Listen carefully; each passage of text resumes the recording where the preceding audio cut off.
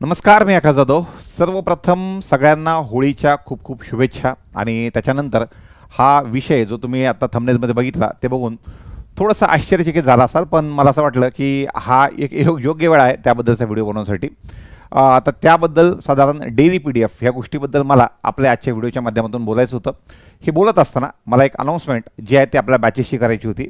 ती म्हणजे आपल्या जितक्या काही ऑनलाईन बॅच सध्या सुरू आहेत आय प्रथम ॲपवर, त्यावर आपण सध्याला होळी आणि रंगपंचमीच्या निमित्तानं 30% डिस्काउंट जे ते विद्यार्थ्यांना देतो आहे. त्यासाठी कुपन कोड विद्यार्थ्यांनी होली30 हा वापरायचा आहे आणि तो 24 मार्चपासून ते 27 मार्चपर्यंत वापरायचा आहे. त्यासाठी आपल्या जितक्या काही बॅचेस आय प्रथम ॲपवर असेल, म्हणजे माझी कंप्लीट क्वांट बॅच झाली, प्रदीप पाटील सरांची इंग्लिशची बॅच झाली, क्षितिज भालेराव सरांची इंग्लिशची बॅच आहे, जनरल वरची अति शिंदेची बॅच आहे, निखिल सरांची बॅच आहे, ॲग्रिकल्चरची प्रशांत डोले सरांची आहे, किंवा कंबाईन सगळ्या विषयांची करायची असेल तर आपली बँकिंग प्राईम 5.0 आहे, महावितरणची बॅच आहे.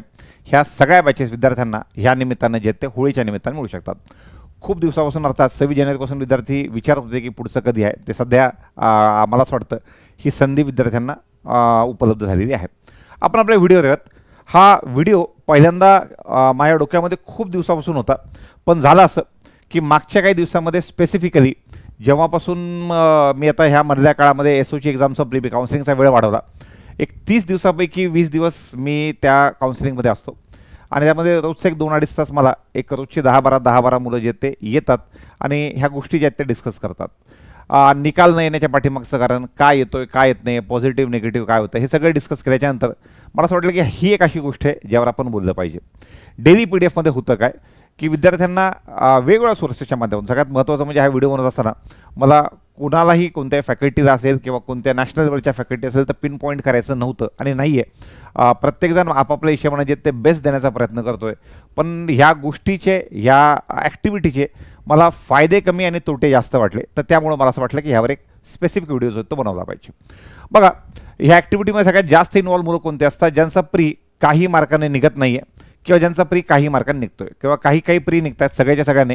हा जो क्राऊड आहे, बॅच संपलेला क्राऊड, हा याच्यामध्ये खूप जास्त असतो. दुसरी गोष्ट म्हणजे त्यांना सांगण्यात येतं की रोजच्या रिव्हिजनसाठी हे एक PDF केलं म्हणजे सगळं झालं. तर त्यामुळं तुम्ही एवढी एक PDF करा, ह्याच्यामध्ये सगळ्याच्या सगळं होऊन जाईल. तर त्यातही एक मोठं मिथ आहे. तर ते काय आहे, त्याचं सोल्युशन काय आहे, ह्या सगळ्या गोष्टीच्या आहेत त्या आपल्याला ह्या व्हिडिओच्या माध्यमातून पाहायचं आहे. बघा, जेवढे काही वर्किंग मुलं आहेत त्यांचा रोजचा कामाच्या वेळेच्या नंतरचा अभ्यासाचा वेळ जो आहे एक जास्तीत जास्त 3 ते 4 तासाचा आहे. ज्यांच्या बॅचेस सुरू आहेत त्यांना बॅच संपल्यानंतर 4-5 तास किंवा जास्तीत जास्त 6 तासापर्यंत वेळ काढता येतो.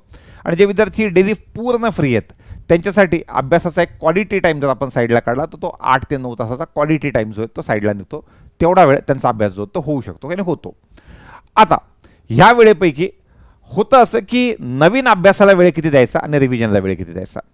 कारण की यातल्या बऱ्यापैकी PDF मी चेक केल्या. त्या PDF चेक केल्याच्या नंतर त्याच्यामध्ये 5-10 क्वेश्चन नंबर फ्रीचे किंवा 5 मिसिंग नंबरचे, 5 रॉंग नंबरचे, कंपॅरिझन ऑफ व्हेरिएबलचे, सिम्प्लिफिकेशनचे, ॲप्रॉक्सिमेशन, गणित माझा विषय असल्यामुळं आणि ह्याचं मी जे बोलतोय हे लिमिटेड पकडा क्वांट आणि रिझनिंग पुरतो. इंग्लिशचा पूर्ण स्ट्रॅटेजीज वेगळी असते.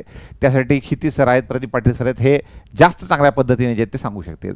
आता हे टॉपिक जे मी आत्ता क्वांटचे सांगितले स्पीड मॅचचे, ह्याची खरंच रोज आवश्यकता आहे का? तर आता तुमची इथून पुढे जर मेजर एक्झाम बघितली तुम्ही टार्गेट करायची असेल तर ग्रामीण बँकेची एक्झाम आहे आणि समजा मधल्या काळामध्ये कोणतंही नोटिफिकेशन आलं नाही, असं होणार नाही. समजा आलं नाही, IBPSचं कोणतं नोटिफिकेशन आलं नाही, आज तारीख आहे समजा तुम्ही मार्च एंडमध्ये आहात सध्याला, पण मी सांगतो ह्या टॉपिकपैकी काही टॉपिक तुम्ही आठवड्याला एखादी क्विज देऊन केलात, आठवड्याला एखादी क्विज दिली आणि थोडंसं अभ्यासाला, समजा ऑगस्टच्या फर्स्ट वीकमध्ये ग्रामीण बँकेची एक्झाम आहे, तुम्ही 20 जुलै, 15 जुलै, 10 जुलैपासून थोडंसं कडक स्पीड मॅचच्या अभ्यासाला लागलं तर तो रोज करण्यासारखा विषय नाही आहे की रोज 5 क्वेश्चन नंबर फ्री चेक केले आणि 5 क्वेश्चन मिसिंग चेक केले, 5 रॉंग नंबर फ्री चेक केले म्हणजे माझं एक्झाममध्ये ते चांगलं होईल. तो स्पीड मॅथचा पार्ट आहे. एक्झामच्या 10, 15, 20 दिवसाआधी कंटिन्युअस केलेली प्रॅक्टिससुद्धा त्या गोष्टीमध्ये तितकाच फ्लो आणून देतो जेवढं की आपण आता 4 महिने आधीपासून करतोय. तर ते रोज सोडवण्याची ॲक्टिव्हिटी नाही असं माझं स्पष्ट मत आहे. इट डझंट मीन की त्याला महिना सोडवायचं नाही. त्याला आठवड्यातून एखादी क्विज नंबर फ्रीजची, आठवड्यातून एखादी क्विज कंपॅरिझन ऑफ व्हेरिएबलची, एखादी सिम्प्लिफिकेशनची, एखादी ॲप्रॉक्सिमेशनची, more than sufficient. I am saying आठवड्यातून. तर त्यामुळं अशा टॉपिकला कंटिन्यू जे ते रोजच्या रोज कुरवाळण्याची गरज नाही. दुसरं, आता होतं कसं की ज्या मुलांचा अभ्यासाचा वेळ, दिवसाचा अभ्यासाचा वेळ 3 ते 4 तास मी कॅटेगरी सांगितली, 5 ते 6 तास दुसरी सांगितली, आणि जे फुल टाईम अभ्यास करतात 7 ते 8 तास, ते रिव्हिजनच्या PDF सोडवायला लागणारा वेळ जर 2 तास 3 तास असेल, 2-2, 3-3 तास लागणार असतील, तर अभ्यासाला वेळ कधी होणार आहे? मग त्याच्यामध्ये नवीन अभ्यास पण आला, जो नवीन टॉपिक करायचे ते पण आले, आणि जे टॉपिक वीक आहेत ते पण आहेत. मग या नवीन आणि वीक टॉपिकला तुम्ही वेळ देणार आहात का नाही? तर ह्याचा सुद्धा विचार तुम्ही लोकांनी केला पाहिजे. दुसरी गोष्ट, मुलांना हा व्हिडिओ निगेटिव्ह पण जाऊ शकतो किंवा त्यांना निगेटिव्ह वाटू शकतो, पण प्रॉब्लेम कसा आहे माहिती आहे का, अशा अभ्यासाच्या स्टेजमध्ये आपल्याला कुणी कुरवाळणारं नसतं. मी कौतुक करणारं म्हणत नाही, कुरवाळणारं नसतं. आपणच आपल्याला कुरवाळून घ्यावं लागतं. मग त्यामुळं अशा PDF सोडवणं म्हणजे मला काहीतरी येतंय ह्याचं फक्त व्हॅलिडेशन आहे, त्याच्या पुढचं काही नाही. की मी केलेल्या अभ्यासाचं व्हॅलिडेशन आहे की मला ह्यातला काही ना काही पार्ट येतोय, मला यातला काही ना काही पार्ट येतोय असं वाटणं म्हणजे, आणि तेवढ्या वेळेपुरती ती खुशी वाटणं, हेच त्याच्यापुरतं मला असं वाटतं त्यातून मिळणारं फलित आहे. ह्याच्यापेक्षा मोठं फलित जे ते काहीच नाही आहे. दुसरं, मी आता जो मुद्दा कव्हर केला की स्पीड मॅथ आणि मिसलेनियस रिझनिंग ह्यांना रोजच्या रिव्हिजनची आवश्यकता, प्रत्येक टॉपिकला रोज रिव्हिजनची आवश्यकता नाही.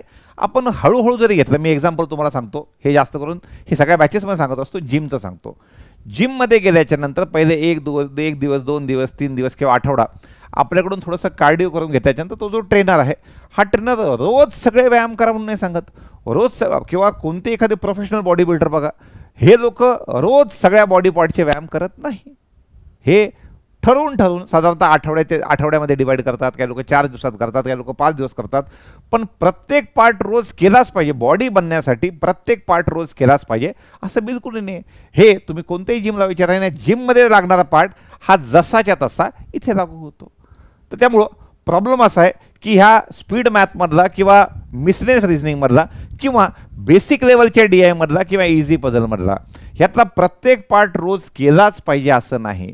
इनफॅक्ट तुमच्या अभ्यासाचा मेजर वेळ जो आहे, मेजॉरिटी वेळ जो आहे, 80-85% वेळ जो आहे, हा नवीन अभ्यासासाठी आणि वीक टॉपिकवर काम करण्यासाठी गेला पाहिजे. रिव्हिजनचा वेळ should not cross your 10 to 15% of your time. 10 ते 15% जास्त वेळ त्याच्यामध्ये जायला नको. हे माझं साधारणतः म्हणण्याचा उद्देश आहे. पाठीमागे सुद्धा मी माझेही स्टडी प्लॅन जेव्हा देतो त्या गोष्टीवर कटाक्षानं नजर ठेवतो. माझी स्टडी प्लॅन मी मंथली स्ट्रॅटेजीमध्ये देतो. त्यामध्ये बघा, जास्तीत जास्त 30 मिनिट दिलेले डेली क्विजसाठी, राहिलेला सगळा वेळ जो आहे तो न येणाऱ्या अरिथमॅटिकसाठी, न येणाऱ्या ॲडव्हान्स DI साठी, न येणाऱ्या पझलसाठी आणि न येणाऱ्या मेन्स लेवलच्या मिसलेनियस रिझनिंगसाठी, ह्या गोष्टीसाठीचा वेळ तुमचा जास्त पाहिजे. तुम्ही पर्सेंटेज टर्म्समध्ये जरी वेळ काढला तरी ह्या डेली क्विजच्या माध्यमात, डेली क्विज म्हणजे फक्त स्पीड मॅथ नाही, एखादा रोजचा स्पीड मॅथचा टॉपिक, एखादं DIचा टॉपिक आणि एखादं अरिथमॅटिकचा टॉपिक, ह्या पद्धतीनं बदलून आपल्याला साधारणतः तिथपर्यंत पोहोचायचं आहे. तुम्ही जर तो रिव्हिजनचा वेळ काढला, तो माझ्या स्टडी प्लॅनमध्ये कधी 10-15% जास्त वेळ जात नाही. राहिलेला जो सगळा पार्ट आहे तो 80-85% हा टिपिकल तुमचा नवीन अभ्यास आणि वीक टॉपिकवरचं मेहनत, साधारणतः ह्याच गोष्टीकडे तुमचं लक्ष असलं पाहिजे. त्यामुळं ह्याची रोजच्या रोज जे आहेत ते करण्याची आवश्यकता नाही. सर, मग तुम्ही डेली PDF ऐवजी तुम्ही कधी कधी पुस्तक सजेस्ट करतात, ते का? त्या पाठीमागचं रिझन आहे का? ज्यावेळेस मला एखादं पुस्तक लिहायचं आहे, पुस्तक लिहित असताना समजा पर्सेंटेज हा टॉपिक आहे, पर्सेंटेजमध्ये मला 150 क्वेश्चन टाकायचे आहेत, मी कटाक्षानं पुस्तक लिहित असल्यामुळे हे बघेल की असा ह्या इझी पार्टमध्ये टाकलेला टाईप जो आहे हा सिमिलर टाईप आकडे बनवून रिपीट व्हायला नको. या प्रश्नाचं इथं हे लॉजिक आलेलं आहे, असं लॉजिक रिपीट व्हायला नको. जर मी 150 क्वेश्चन बनवतोय, 150 क्वेश्चन युनिक हवेत आणि 150 क्वेश्चनमध्ये सगळे क्वेश्चन टाईप जे आहेत ते कव्हर झाले पाहिजेत. समजा पर्सेंटेजचा विचार करतोय तर पॉप्युलेशनचा क्वेश्चन टाईप आला पाहिजे, इलेक्शनचा क्वेश्चन टाईप आला पाहिजे, पर्सेंटेजमध्ये मिक्सचरचा क्वेश्चन टाईप आला पाहिजे, पर्सेंटेजमध्ये वेन डायग्रामचा क्वेश्चन टाईप आला पाहिजे, पर्सेंटेजमध्ये फ्रूट्सचे क्वेश्चन टाईप्स असतात ते आले पाहिजेत, सीड डिस्ट्रीब्युशनचे क्वेश्चन टाईप असतात ते आले पाहिजेत, क्रॉस मल्टिप्लिकेशनचे क्वेश्चन टाईप ते सगळे आले पाहिजे. या 150 क्वेश्चनमध्ये सगळं आलं पाहिजे. ह्याच्यावर माझं कटाक्षानं लक्ष असतं. पण ज्यावेळेस मी डेली PDF बनवतो, एक तर सगळ्यात महत्त्वाचं, कोणता शिक्षक डेली PDF स्वतः बनवत नाही. तो एक मुलगा असतो जो तयारी करणारा असतो, त्याच्याकडून तो बनवून घेतला होतो. कोणत्याही शिक्षकाला तितका वेळ जो तो नसतो, फ्रँकली तितका वेळ नसतो. त्या मुलाला काय घेणं देणं आहे की आज नंबर सिरीज काय आलेली आहे आणि उद्या काय टाकतोय, ते आजचं लॉजिक उद्या रिपीट करेल, उद्याचं लॉजिक परवा रिपीट करेल. जे पुस्तकाच्या बाबतीत होत नाही, कारण की पुस्तकात पहिल्यांदाच इतकं व्यवस्थित क्युरेट केलेलं असतं त्यामुळं आजचा झालेला क्वेश्चन टाईप हा उद्या एकतर वाढीव डिफिकल्टी लेवलमध्ये मिळेल किंवा वेगळ्या लॉजिकमध्ये मिळेल, which is not the case with daily PDF. Daily PDF मध्ये तेच झालेले प्रकार पूर्ण होतील. मी आता पर्सेंटेजचे तुम्हाला एवढे क्वेश्चन टाईप सांगितले. पुस्तकातल्या 150 क्वेश्चनमध्ये प्रत्येक टाईप 2 2 3 3 4 4 5 5 6 6 क्वेश्चन येतील. PDF मध्ये तोच टाईप पुन्हा येण्याची गॅरंटी नाही आहे. वाढीव तोच टाईप पुन्हा पुन्हा येत नाही किंवा नवीन टाईप. मी आता 5 क्वेश्चन टाईप सांगितले किंवा 10 क्वेश्चन टाईप सांगितले, हे upcoming day 1 day 2 day 3 day 4 day 5च्या 10 डेमध्ये जे ते येणार नाही आहे. तर त्यामुळं मला असं वाटतं की क्वांट आणि रिझनिंगच्या केसमध्ये तुम्ही तुमच्या अभ्यासाचा जास्तीत जास्त वेळ ह्या काय म्हणतात त्याला डिफिकल्ट पार्टवर न येणाऱ्या पार्टवर वीक टॉपिकवर दिलं तर मला असं वाटतं त्याचा बेनिफिट तुम्हाला जास्त होईल. आणि थोडंसं पुस्तकामागे वळण्याचा फायदा काय, तर हा पुस्तकाच्या पाठीमागे वळण्याचा फायदा आहे. याकडे सुद्धा सगळ्यांचं लक्ष पाहिजे. कारण की होतं कसं की रोजच्या रोज विद्यार्थ्यांना टचमध्ये राहायचं असेल आणि स्वतः साधारणतः त्यावर काही काम करायचं नसेल तर साधी गोष्ट आहे, एक 2-3 मुलांना पकडा जे सध्याला बँकिंगची तयारी करतायत, त्यांना सांगा की अशी PDF बनवायचं आहे, त्यांचं आणि DTP ऑपरेटर दोघांचं जमवून द्या. त्याच्यानंतर साधारणतः त्या निमित्तानं ज्या त्या आपल्या ज्या वेगवेगळ्या बॅचेस आहेत, वेगवेगळे कोर्सेस आहेत, हे रोजच्या रोज विद्यार्थ्यांसोबत ॲडव्हर्टिजमेंट होते, त्याचा कंटिन्युअस मारा जातो. हा सुद्धा त्याच्या पाठीमागचा जो आहे तो उद्देश असतो. तर त्यामुळं जास्त आणि होतं कसं की यातून इतकं नुकसान व्हायला लागलं आहे मुलांचं की मुलं त्या मेन्सकडे जातच नाहीत. कुणी आलं कधी बॅच संपली, मार्च 2022 संपली किंवा एप्रिल 2022 संपली किंवा सप्टेंबर 2022 संपली. अच्छा, तिथून पुढे मेन्सचं काय काय केलं तर फक्त तो हसतो. अरे अशी एखादी गोष्ट, मी मेन्सचं काय काय केलं, मी डेली PDF सोडवल्या, मी डेली टेस्ट दिल्या. अरे पण अशी गोष्ट विच यू कॅन क्वांटिफाय, जी तू मोजू शकतोस, अशी एखादी गोष्ट सांग. हे सांगितलं की ते कोणत्याच पोरांकडे सांगण्यासाठी काहीच नसतं. तर अशी गोष्ट which you can quantify is पुस्तकं, त्या विषयाचे पुस्तकं.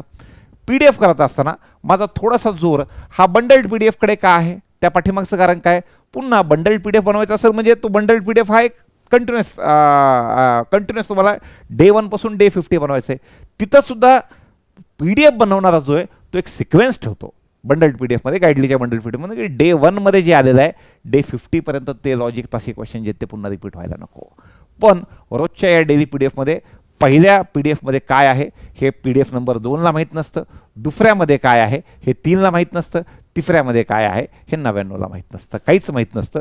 त्यामुळं ह्याची प्रॅक्टिस तुम्ही कमी करावी आणि ह्या पद्धतीने इकडे जावं असं मला वाटतं. बरं, त्यातल्या त्यात अजून आणि रोजच्या रोज मी काय सांगितलं की प्रत्येक टॉपिकला रोजच्या रोज कुरवळण्याची आवश्यकता नाही. जर का मी सांगितलं की एक 10 मिनिटाला एक आपलं 10 मिनिटाला एक तुमचं क्विज होतो, कंप्लीट होतो 10 मिनिटाला, तर तुम्ही रोजचे क्वांटचे 3 क्विज ठेवलेत तर 3 क्विजमध्ये एक कंपल्सरी स्पीड मॅथ, एक कंपल्सरी DI आणि कंपल्सरी अरिथमेटिक ठेवा. रिझनिंगमध्ये तुम्ही तसंच केलं, एक सिटिंग, एक पझल आणि एक मिसलेन्समध्ये ठेवून दिला. अरे चांगली प्रॅक्टिस होते ना. स्पीड मॅथचा एक टॉपिक जो आहे, समजा 4 टॉपिक स्पीड मॅथमध्ये आहेत, तर 4थ्या दिवसानंतर 5व्या दिवशी तो टॉपिक रिपीट होतोय. तर त्यामुळं तुम्हाला असंही नाही की खूप मोठा गॅप त्याच्यामध्ये पडतोय. दुसरी गोष्ट, एवढा वेळ आणि हा जो वेळ जर तुम्ही बघितला डेली 2 केले किंवा 3 केले, 20 मिनिट 30 मिनिट, हा 30 ते 60 मिनिटाचा वेळ तुमच्या टोटल अभ्यासाच्या 8-9 तासाच्या वेळेतून 30 मिनिट क्वांटचे, 30 मिनिट रिझनिंगचे, हा तासाभराचा वेळ जर का तुम्ही फुल टाईम तयारी करतायत आणि दिवसातून 8-9 तासाचा वेळ अभ्यास करतायत तर 9 तासापैकी 1 तास विच इज ॲप्रॉक्सिमेटली जवळपास 10% वेळ तुम्ही तुमच्या प्रॅक्टिसला, तुम्ही तुमच्या रिव्हिजनला येतात, राहिलेला सगळा वेळ नवीन पाठला देण्याची जे ते आवश्यकता आहे. ह्याच्यामध्ये खूप मुलं चुकत आहेत आणि हा जो प्रॉब्लेम आहे, सर माझी एक तर प्री निघत नाही किंवा माझ्या काहीच प्री निघतात किंवा माझी प्री निघते पण माझा मेन्स निघत नाही. मी तिन्ही कॅटेगरीची म्हणून मी पुन्हा एकदा रिपीट करतो, माझी प्रीच निघत नाही, माझी काही प्री निघतात, माझी SBI निघाली, माझी IBPS निघाली, हे असं म्हणणारे असतात ज्यांचं इंग्लिश चांगलं असतं. माझी ग्रामीण बँकेची प्री निघाली, यांचं इंग्लिश खराब असतं, आणि माझी ग्रामीण बँकेची निघाली पण बाकी 2 नाही निघाले, हे ग्रामीण बँकवाले असतात. तर यामुळं हे असे विद्यार्थी जे मध्ये लटकलेले विद्यार्थी आहेत ना, ह्या सगळ्यात त्या पाठीमागे एक मोठा सोर्स मला असं वाटतो हा डेली PDFs आहे. तर त्यामुळं तुम्ही तुमचा अभ्यासाची पद्धत जे ते जास्तीत जास्त पुस्तकांवर किंवा अशी गोष्ट जी सिक्वेन्समध्ये असते अशा गोष्टीवर द्या. पुस्तक सिक्वेन्समध्ये असतं, बंडल्ड PDF सिक्वेन्समध्ये आहे ह्या पद्धतीनं. तर ह्याच्यावरचा तुमच्या क्लासच्या नोट्स सिक्वेन्समध्ये आहेत, क्लासच्या नोट्स तुमच्या सिक्वेन्समध्ये का, तर कोणताही शिक्षक तो प्रश्न बनवत असताना जो आहे तो विचार करत ना की मी जर पर्सेंटेजची PDF बनवतो, प्रत्येक टाईपचे एवढे क्वेश्चन आले पाहिजेत, तुम्ही त्याच्यावर भर जास्त द्या. अरे पण क्लासचे शिक्षकांनी ठेवलेले 2 मुलं जे आहेत त्यांनी बनवलेली एखादी शीट जी असेल ती कसं काय त्या सिक्वेन्समध्ये तुम्ही एक्सपेक्ट करू शकता. तर त्यामुळं इकडे जात असताना ह्या गोष्टी करत असताना ह्या सगळ्या मला असं वाटतंय हळूहळू तुम्ही विचार केला की पटेल. बरं त्यातल्या तुम्ही अजून काय करा, मागचे 1-2 वर्ष ह्या कॅटेगरीचे मुलं प्री निघालेली 2 वर्षापासून तयारी करतात, प्री निघालेली नाही आहे. दुसरं प्री काही मार्क काही निघतात काही निघत नाहीत, किंवा प्री निघतात पण मेन्स निघत नाही, अशा कॅटेगरीच्या मुलांना बोला. हे मुलं जे आहेत ते माझ्या मताशी बऱ्यापैकी सहमत असतील. बरं त्यातल्या त्यात अपकमिंग एक्झाम शेड्यूलमध्ये आता तरी आसपास कोणती पुढची एक्झाम जे ती दिसत नाही आहे. त्यामुळे त्या परीक्षा दिसत नसल्यामुळं पुन्हा रिव्हिजनचा वेळ कमी पाहिजे. रिव्हिजनचा वेळ कधी जास्त लागतो, परीक्षा जवळ असेल त्यावेळेला लागतो. त्यामुळे त्याच्यातला तुमचा रिव्हिजनचा वेळ जो तो कमी करायचा आणि रिव्हिजनचा वेळ कमी करून तुमच्या वीक टॉपिक आणि न्यू टॉपिक जे जे तुम्ही केलेले नाहीत त्याच्यावरचा तुमचा भर जो तो तुम्हाला जास्त ठेवावा लागेल. आणि बिलीव्ह मी स्पीड मॅथसारखा पार्ट जो आहे, जर का तुम्ही आता स्पीड मॅथ डेली फक्त एक टॉपिक डेली म्हणजे आज नंबर सीरीज, उद्या पर्सेंट, उद्या सिम्पली ॲप्रॉक्स कंपॅरिझन असे 4 दिवसांनी एक टॉपिक जरी घेतलं ना आणि ज्या वेळेला 15 एक्झाम आली त्याच्या 15-20 दिवस आधी त्याचा वेळ वाढवला तर हे तेवढ्याच एफिशियन्सीने काम होतं जेवढा तुमचा डेलीच्या तुमच्या PDF मध्ये वेळ चाललेला आहे. तर तो वेळ जो आहे तो जास्त करून तुमच्या मेन्स कंटेंटला वापरा, जिथं आतापर्यंत ह्या वर्षी चुकलेले मुलं आहेत अशा चुका पुन्हा तुम्ही जे ते रिपीट करू नका.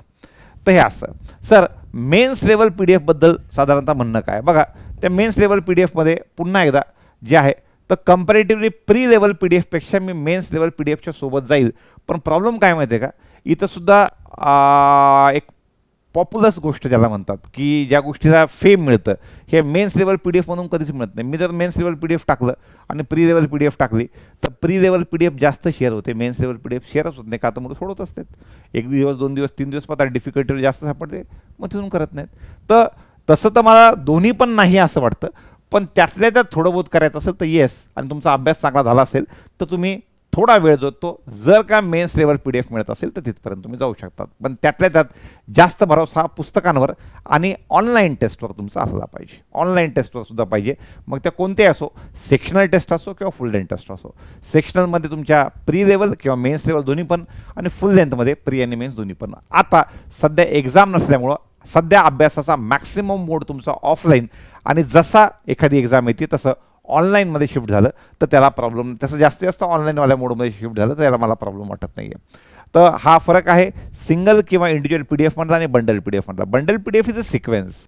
सिंगल इंडिव्हिज्युअल PDF हा आज काय आपण मटेरियल टाकलं तर उद्या मिळत नसतो, उद्या काय टाकलं तर परवा मिळत नसतो. तर हा वाला पार्ट नो आणि हा वाला पार्ट येस, ह्या पद्धतीने तुम्ही पुढे मागे ह्या गोष्टी ज्या ते करू शकतात. होपफुली यातल्या बऱ्यापैकी मुद्दे जे ते तुम्हाला पटतील असं मला वाटतं. इनफॅक्ट पटत जरी नसतील तर मला त्या ज्या गोष्टी आहेत त्या एकदम सभ्य भाषेमध्ये खाली तुम्ही कमेंट करून सांगू शकतात, सो दॅट ह्यातही काही चुकत असेल तर या सगळ्या गोष्टी मी तुमच्यापर्यंत, आणि अजूनही काही मला काही नवीन मुद्दे सापडले तर असलेले नवीन मुद्दे मी तुमच्यापर्यंत जे ते घेऊन येईल. व्हिडिओ शेवटपर्यंत ऐकल्याबद्दल खूप खूप धन्यवाद.